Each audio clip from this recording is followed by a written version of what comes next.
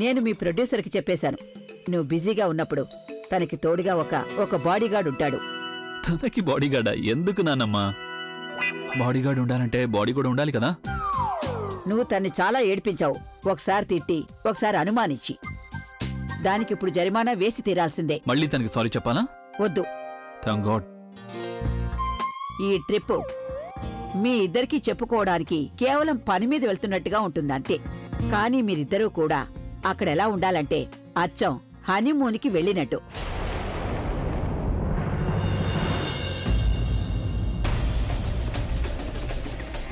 కానీ ఈసారి ఎలాంటి గందరగోళం జరగడానికి వీల్లేదు. కిందటిసారి నువ్వు తన్ని ఎక్కడి తీసుకెళ్లేదు కదా, చాలా ఏడ్పించావు తన్ని నువ్వు. తను అప్పుడు ఎంతగా కన్నీళ్లు కార్చిందో దానికి రెట్టింపు సంతోషాన్ని ఇవ్వాల్సుంటుంది తనకి. అలాగే నాకు మీరిద్దరూ చెప్పాలి మంచి శుభవార్త. భగవంతుడి దయ వల్ల ఆ బేబీ ప్రోడక్ట్ యాడ్ కారణంగా ఇప్పుడు మీ ఇద్దరి లైఫ్లోకి ఒక బేబీ వస్తే బాగుంటుంది. ఆ ప్రొడ్యూసర్ వైఫ్ అన్న మాటలన్నీ నిజమవ్వాలి. నా ఒళ్ళో మనవడు గాని మనవరాలు గాని ఉండాలి. ఆశీర్వదించు తండ్రి.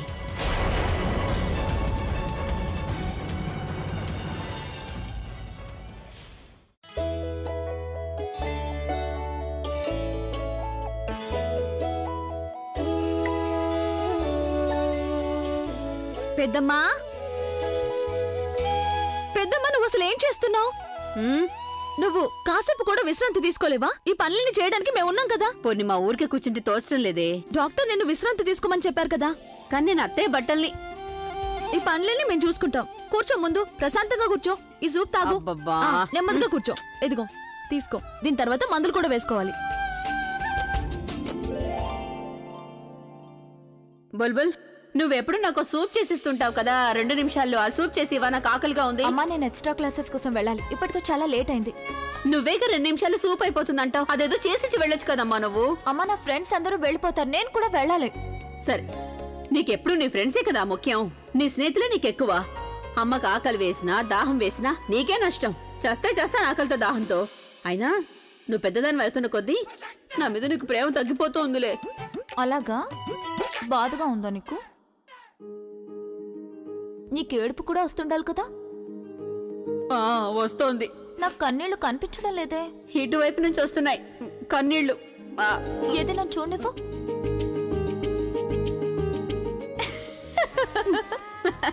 ఎంత డ్రామా ఆడుతున్నావు నువ్వు. నీకోసం నేను ఇప్పుడే సూప్ చేసి వెళ్తాను. ఇక వేసిన డ్రామా చాలు. నా బంగారం.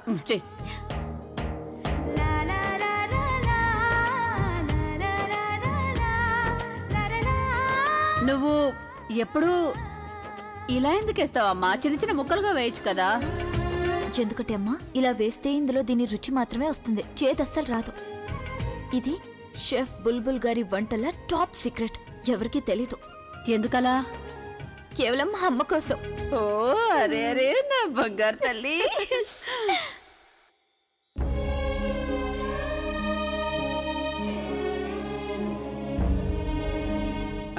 ఇదేమీ బాలేదు, నాకు తాగాలని లేదు.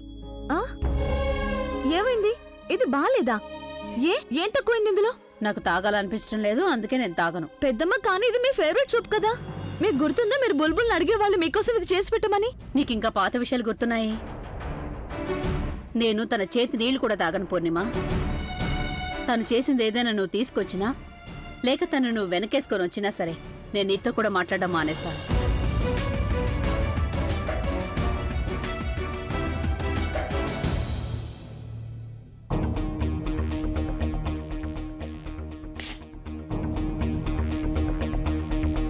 ఏం చేస్తున్నారు? కోపాన్ని బయటికి తీసేయచ్చుగా. కోపాన్ని కాదు, నిన్ను ఇంటి నుంచి బయటికి పంపించాలి. నీకేమైనా ప్రాబ్లమా? థ్యాంక్ గాడ్ ఎవరు నన్ను చూడలేదు. అసలు ఏంటిదంతా అభి? నువ్వు ఈ కళ్ళజోడితో కలిసి పూనాకెళ్తున్నావా? ఐ మీన్, నేనేమనుకున్నానంటే మనకి ఇది ప్రైవేట్ ట్రిప్ లా ఉంటుంది, ప్రైవేట్ మూమెంట్స్ ఉంటాయి అనుకున్నాను. దీనికి నేను ఎన్నో ప్లాన్స్ వేసుకున్నాను. ఎప్పుడు ప్లాన్ వేసావు? ఆ ప్రొడ్యూసర్ యాడ్ గురించి మాట్లాడడానికి వచ్చినప్పుడు ఇది నేను నీకు చెప్పాలని అనుకున్నాను. కానీ ఏం లాభం? నువ్వు వెళ్ళి ఈ కళ్ళజోడితో కలిసి ఎంజాయ్ చేయి. నాకు ఏ ట్రిప్ కి వెళ్ళాలని లేదు, ఎవరితోనూ వెళ్ళాలని లేదు. అంటే అభి, నీకు నాతో కూడా రావాలని లేదా? స్వీట్ హార్ట్, నువ్వు ఎవరో కాదు, నువ్వు నా ప్రాణం. నేను బయట వాళ్ళ గురించి చెప్తున్నా. నేను నీతో పాటు కాకపోతే ఇంకెవరితో వెళ్తాను చెప్పు? అఫ్ కోర్స్ వెళ్ళాలని ఉంది. థాంక్యూ. నీకు కొంచెం కూడా మేనర్స్ అనేదే లేదా? ఇద్దరు వ్యక్తులు ప్రైవేట్ గా మాట్లాడుకుంటుంటే నువ్వు అవన్నీ వింటావా? సిగ్గుగా లేదా నీకు? ఓ ఆఫ్ కోర్స్ నీకు సిగ్గెందుకుంటుంది? సిగ్గైతే నాకు కదా ఉండాలి. పిలవకుండా మీ ఇంటికి వచ్చేస్తున్నాను, వచ్చి నీ భర్త మీద పడి పడి మాట్లాడుతూ ఉంటాను కదా. యు నో వాట్ అభి, తను మన బంధాన్ని ఏమందో తెలుసా? అక్రమ సంబంధం. Are you serious? Yes. Society తనని గౌరవంగా చూస్తుందట, కానీ నన్ను, నీ తనుని మాత్రం నీచమైన దృష్టితో చూస్తుందట. అలాగే అనింది తను. అండ్ యు నో వాట్, తను నన్ను చెంపదెబ్బ కూడా కొట్టింది. నన్ను చాలా ఇన్సల్ట్ చేసింది తను. అందుకే ఇప్పుడు నేను తను నన్ను ఎలా చెంపదెబ్బ కొట్టిందో తనని కూడా అలాగే కొట్టాలి. తనని నువ్వే కొట్టాలబే. గో. నేను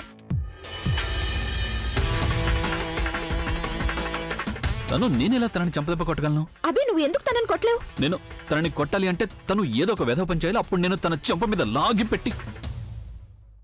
అభి తనుని చెంపదెబ్బ కొట్టింది. నీకు కోపం రావడం లేదా? వస్తుంది, నాకు చాలా కోపం వస్తుంది, చాలా కోపం. బట్ నేను ఆడవాళ్ళ మీద చెయ్యెత్తలేను. తను ఒకవేళ నేను అలా చేశానంటే నా దృష్టిలో నేను దిగజారిపోతాను. అది ఎప్పటికీ భరించలేను నేను. కానీ నేను తనకి ఒకటి మాత్రం చేయగలను, అది తనకి చెంపదెబ్బ కన్నా భయంకరమైన శిక్ష.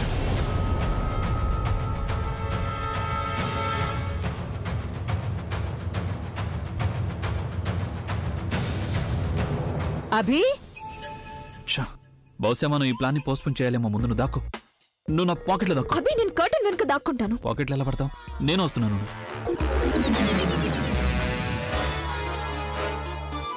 అభి, ఏం చేస్తున్నారు మీరు? ఇద్దరు కలిసి కట్టెల్ని మూసేస్తున్నారు.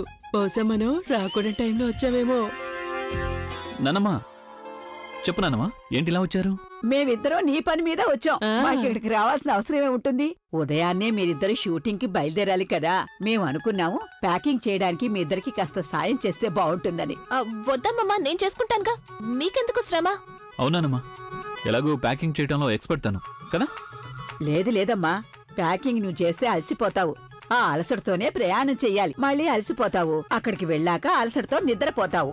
నువ్వు అక్కడ నిద్రపోతే మాకు శుభవార్త ఎలా చెప్తారు మీరు? అది సరే అభి, నువ్వు నాకు చెప్పు. నువ్వు ఈ ఏసీని ఎందుకు ఆపేసి ఉంచావు? పైగా కట్టెలను కూడా మూసేశారు. మీ ఇద్దరికి ఉక్కపోస్తున్నట్టు లేదా? అరే నానమ్మా, చాలా గాలి వస్తుంది కదా చూడు. అయినా ఇది ఇల్లు కదా నానమ్మా, బీచ్ కాదు కదా. సరేలే, మేము వెళ్తాము. మీరు ప్యాకింగ్ చేయక్కర్లేదు, కట్టెన్లు తీయక్కర్లేదు. ఇక మేమెందుకు ఇక్కడ? పద.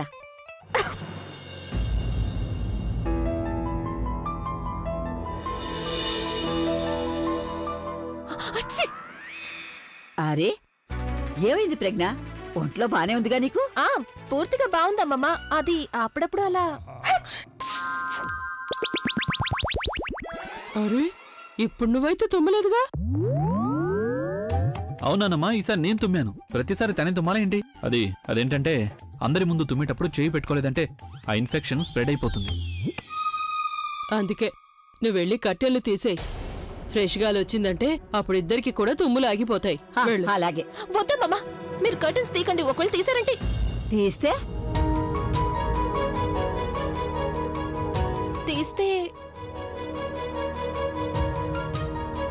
తీస్తే మేము మళ్ళీ కట్టెల్లో ముయ్యాలి కదా, అందుకని.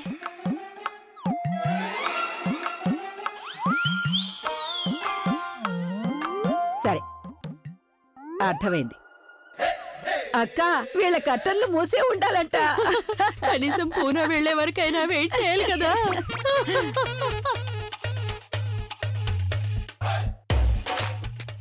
అది క్రేజీ. మనం కట్టెలు మూసుకొని పడుకుంటాం చెప్పాల్సిన అవసరం ఏమొచ్చింది? మీ దగ్గర ఇంతకంటే బెటర్ ఎక్స్క్యూజ్ ఉంటే చెప్పాల్సిందిగా. ఇలా చెప్పడం కంటే ఏం చెప్పకుండా ఉంటేనే బాగుండేది. వెళ్ళండి, పిలుస్తోంది. అరే మర్చిపోయాను. ఏయ్ స్వీట్ హార్ట్, నువ్వు బానే ఉన్నావా? సారీ. ఇంత దుమ్ముంది కట్టెల్లో. నేను అనవసరంగా టైం వేస్ట్ చేసుకుంటున్నాను. నువ్వు నన్ను చంపాలనుకుంటున్నావా? నేను నిన్ను చంపాలనుకుంటే నువ్వు ఇలా ఉండేదానివి కాదు. అమ్మమ్మ సంగతి నేను చూసుకుంటాను, నీ సంగతి నువ్వు చూసుకో. ఎక్కువగా మాట్లాడుతున్నావు. ఇక్కడ ఏదైతే డ్రామా జరిగిందో అది ఎప్పుడు అయిపోయింది. ఇక రొమాన్స్ మొదలవబోతుంది. నీకు చూడాలనిపిస్తే చూడొచ్చు. Good decision. Baby I'm so sorry, I'm really very sorry. నా కారణంగా నువ్వు కర్టెన్ వెనకాల నిలబడాల్సి వచ్చింది. కానీ ఈ ట్రిప్ మాత్రం మనిద్దరం వెళ్తున్నాం. మనిద్దరం పుణ్యం వెళ్దాం, తనేం పాతాళానికి వెళ్తుంది.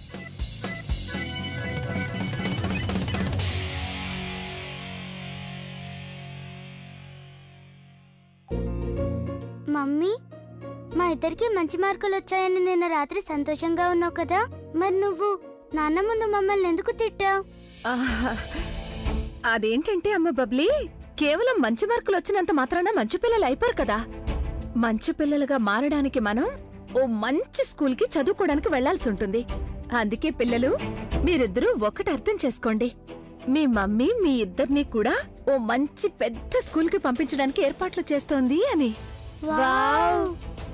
ఆ స్కూల్ ఎంత బాగుంటుందంటే అక్కడ మీ ఇద్దరికి కూడా చాలా సరదాగా ఉంటుంది. అక్కడ మీకు మంచి మంచి ఫ్రెండ్స్ దొరుకుతారు, మంచి స్కూల్ యూనిఫామ్ ఉంటుంది, మంచి మంచి బుక్స్ దొరుకుతాయి మీకు. ఇక అన్నిటికంటే పెద్ద విషయం, మీరు మీ కొత్త స్కూల్ కి వెళ్తారు కదా, అక్కడ మీకు మీ మమ్మీ పాకెట్ మనీ కూడా ఇస్తుంది. అప్పుడు మీరిద్దరూ క్యాంటీన్ కి వెళ్లి ఏం తింటారు చెప్పండి?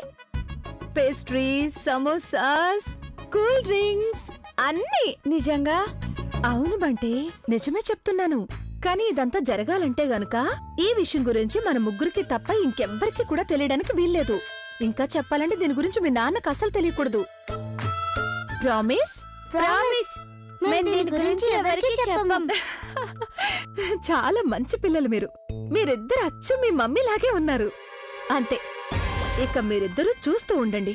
మీ మమ్మీ మీ ఇద్దరిని చాలా మంచి స్కూల్లో చదువుకోవడానికి పంపిస్తుంది. అలాగే దాంతో పాటుగా మనం ఉండడానికి ఒక చాలా పెద్ద ఇల్లు కూడా ఉంటుంది. అది కూడా మన సొంత ఇల్లు అవుతుంది. నిజంగా? నిజంగానే పిల్లలు, అవును, అది మన సొంత ఇల్లు అవుతుంది. అసలు ప్రాబ్లం ఏంటో మీరు నాకు చెప్పండి. చూడండి, నేను ఒక్క ప్రాబ్లం అయితే మీకు చెప్పగలను. హాల్లో లైట్లన్నీ పాడైపోయాయి, కొత్త లైట్లు తీసుకొచ్చి పెట్టాలి. అది కాకుండా పెళ్లిళ్ళు దగ్గరికి వస్తున్నాయి. దానికోసం నేను వెళ్లి కొత్త సామాన్లు తీసుకురావాలి. ఎందుకంటే మీకు తెలుసా, ఈ డెకరేషన్ కారణంగా 2-3 బుకింగ్లు క్యాన్సిల్ అయిపోయాయి. మనకి చాలా నష్టం జరుగుతోంది. మీ ప్రాబ్లం ఏంటో నేను అర్థం చేసుకోగలను, కానీ మీరు ప్లీజ్, అమ్మకి ఆరోగ్యం అస్సలు బాగోలేదు, అందుకే తను ఇప్పుడు మీతో. అమ్మా, అది తను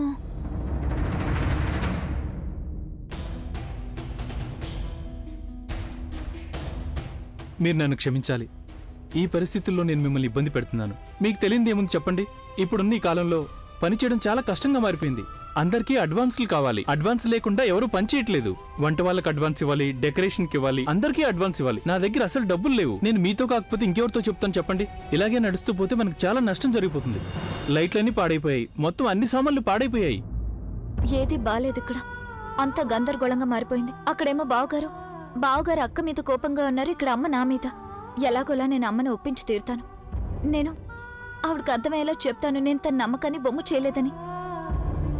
నీకొక విషయం చెప్పనా, నేను చేసిన పెద్ద తప్పేంటంటే అమ్మకి తెలియకుండా ప్రేమించడం. తనెవరితో మాట్లాడుతోంది? ఒకవేళ ప్రవీణ్తోనా?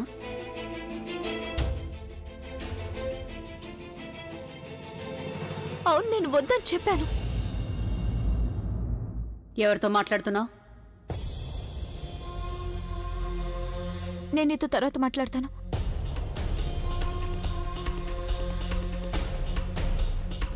అమ్మా, అదే నా స్నేహితురాలు నాకు ఫోన్ చేసింది. ఆ స్నేహితురాలేనా? తన పుట్టినరోజు కోసం నువ్వు పూనా వెళ్ళావు? లేకపోతే నువ్వు పుట్టినరోజుని వంక చెప్పి పారిపోయినా నీ స్నేహితుడితో మాట్లాడుతున్నావా? అది నువ్వే స్వయంగా చూసుకో అమ్మా.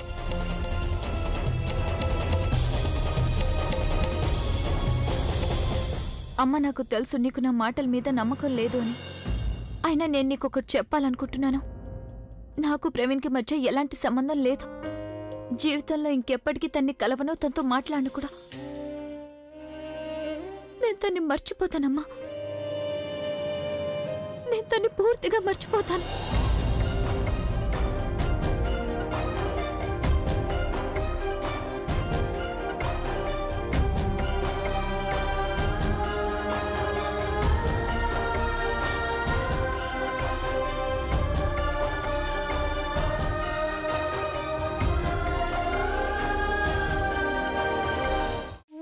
సరళా, ఎందుకు నువ్వు నిన్ను ఆపుకుంటున్నావు? వెళ్ళి తనని దగ్గరికి తీసుకో. తనకి నీ అవసరం ఉంది సరళా.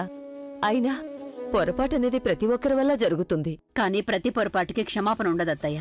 మనసోసారి విరిగిపోయిందంటే అది అతుక్కునే అవకాశం ఉంటుందేమో, కానీ అదే నమ్మకం సరిపోయిందంటే అదెప్పటికీ తిరిగి రాదత్తయ్య.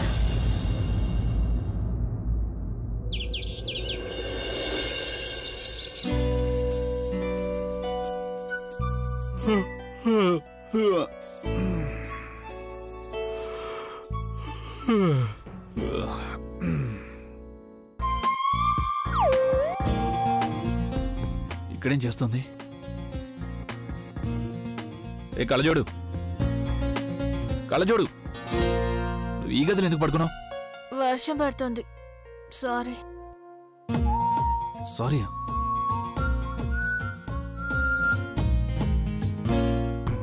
రే అభి, పొద్దునే నువ్వు ఎవరి మొహం చూసావురా? ఇప్పుడు రోజంతా నాశనం అవుతుంది. No Abhi, you are a rock star. You can't be so helpless. నువ్వు ఈ రోజుని, నీ ట్రిప్ని అందంగా మార్చుకోవాల్సి ఉంటుంది. ఇదంతా సాధ్యం కావాలంటే ఈ కళ్ళజోడు అనే పేరు గల బ్యాగేజ్ నాతో పాటు ఉండడానికి వీల్లేదు.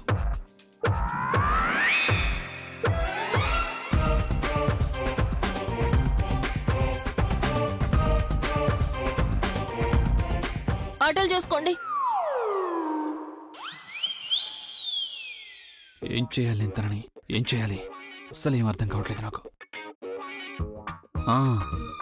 నేను పని చేస్తాను. ఈ డంబుల్ని నేను సోఫా పక్కన కింద పెట్టేస్తాను. తను లేచిన వెంటనే ఈ డంబుల్ మీద కాలు పెడుతుంది, జారి కింద పడుతుంది. తర్వాత నాతో పాటు రావడం కుదరదు. జీనియస్, నువ్వు పెద్ద జీనియస్ అభి. Stupid idea. ఒకవేళ ఈ కళ్ళజోడు డంబుల్ని తన్నుకుందంటే తను గట్టిగా అరుస్తుంది. అప్పుడు అందరూ వెంటనే ఇక్కడికి వచ్చేస్తారు. అప్పుడు నాన్నమ్మ నన్ను ఫోర్స్ చేసి తనని డాక్టర్ దగ్గర తీసుకెళ్ళమని అంటుంది. 2-3 రోజులు తనని జాగ్రత్తగా చూసుకోమంటుంది. యాడ్ షూటింగ్కి ఎలా వెళ్తావు నాన్న? స్టూపిడ్ ఐడియా అభి. ఏం చేయాలో ఏం అర్థం కావడం లేదు. నేను ఇంకేదైనా దారి వెతకాల్సి ఉంటుంది. Yes, got it. You are a genius Abhi. అందుకే కదా నువ్వు ఇంతమందికి ఫేవరెట్ అయ్యావు.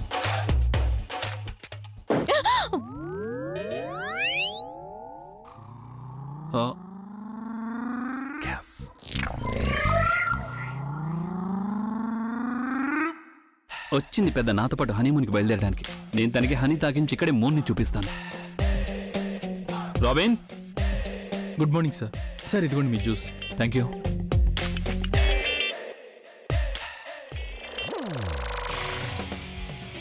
రాబిన్.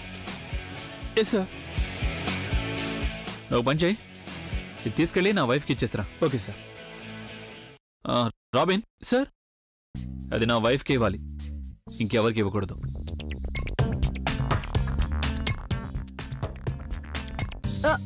రాబిన్, ఎవరి కోసం తీసుకెళ్తున్నావు? అది ప్రజ్ఞ మేడం కోసం.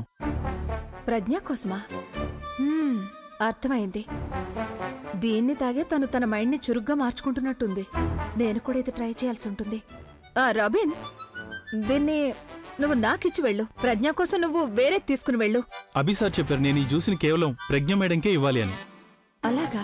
అయితే ఈ జ్యూస్ నిజంగా స్పెషలే. శరీరం బలంగా, మెదడు చురుగ్గా మారుతుంది.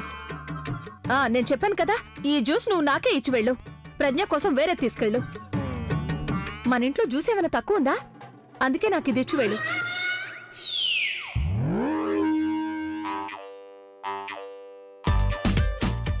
Special juice.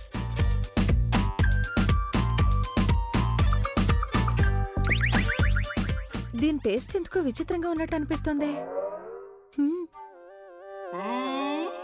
కానీ మేడం గారు స్పెషల్ జ్యూస్ కదా, తాగే వైశాలి.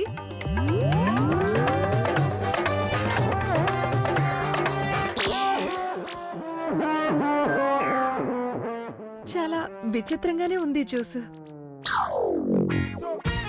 తన జ్యూస్ అంతా తాగేసింది. ఇప్పుడిక తన హనీమూన్ వాష్రూమ్లోనే జరుగుతుంది. వాష్రూమ్ నుంచి బయటకు వస్తానే కదా నాతో పాటు ఊరికి రావడానికి.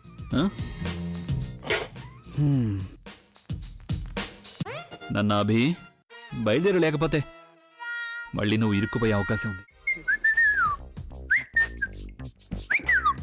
తయారైపోయావా? నేను రెడీ. ప్రజ్ఞ ఎక్కడా? నానమ్మా, ప్రజ్ఞ నాతో రాలేదు. నీతో రాలేదా? ఎందుకు? ఏమో తెలియదు నానమ్మా. లోపల నుంచి ఫీలింగ్ వస్తుంది. ఫీలింగ్ వస్తోందా?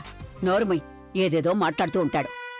అరే వైశాలి, వైశాలి ఆగు. వైశాలి, నువ్వు పైకే కదా వెళ్తున్నావు, ప్రజ్ఞని కిందికి తీసుకురా. అమ్మమ్మ, ఇప్పుడు నేను ఎక్కడికి వెళ్ళలేను, వాష్రూమ్ కి మాత్రమే వెళ్ళగలను. తనేమైంది అసలు? ఇందు, నువ్వు పైకెళ్ళి ప్రజ్ఞని కిందికి తీసుకురా. ఇంతసేపు తను ఏం చేస్తుందో. క్షణంలో తీసుకొస్తాను నేను.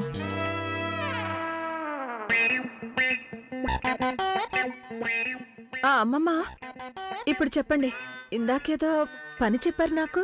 ఏం లేదు, నేను ఇందుని పంపించేశాను. కానీ నీకేమైంది? ఏం లేదమ్మమ్మ, అది నేను ఆ జ్యూస్ తాగానంతే. ఆ తర్వాత నుండి నాకు కడుపులో. అమ్మమ్మ, నేను ఇప్పుడే వస్తాను. ఏ ఎఫెక్ట్ అయితే నేను కళ్ళజోడు దగ్గర చూడాలో అది నాకు వైశాలి వదిన దగ్గర ఎందుకు కనిపిస్తోంది?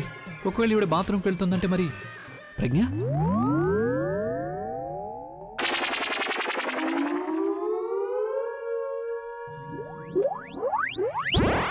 ప్రజ్ఞ ఇంత ప్రశాంతంగా ఉంది. ఒకవేళ ఆ జ్యూస్ వైశాలి వదిన తాగేలేదు కదా? బాత్రూమ్కి వెళ్ళక్కర్లేదా? అక్కర్లేదు. ఎందుకు? సరే అయితే పూనాకి వెళ్దాం. సరే, ఇద్దరూ ప్రశాంతంగా వెళ్ళండి. అక్కడికి వెళ్ళగానే ఫోన్ తప్పకుండా చెయ్యాలి. అలాగే కోడల్ని జాగ్రత్తగా చూసుకో. వెళ్దామా?